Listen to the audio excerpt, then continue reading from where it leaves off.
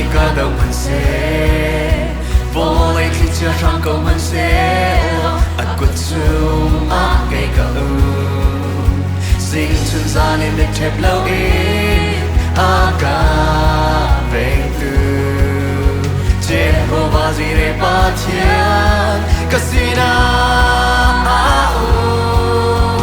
Raltei Tu fa kasita tihphannak loin Raltei Tu fa kasita nizahnak loin hmai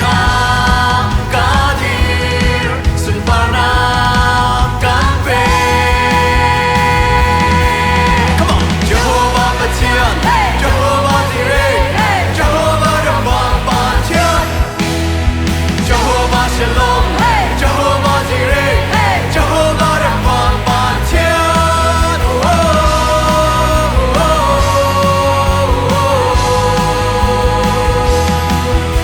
Cả bông cam ma mi nung thong kha, cả ven sum ma mi nung thong ra zo, thì câu hmanhseh cả phang lâu.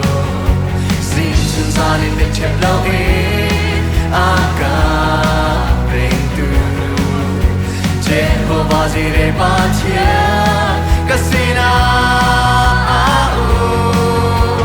Raltei Tu fa kasita tihphannak loin Raltei Tu fa kasita nizahnak loin hmai sunparnak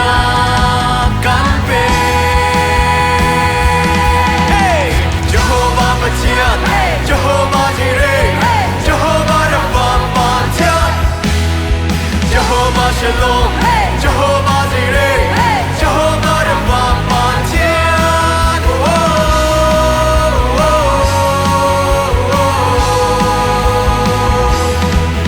Mulo with you kinung yaldele, so tap yalde chuin him ten an hu pre chu kim lai. Na bonga mi thong khalan chi ko lai, na vel chuma mi thong sha bonga chi ko lai. Se man selo nang chu sai man ni an tong lai lo. Amen.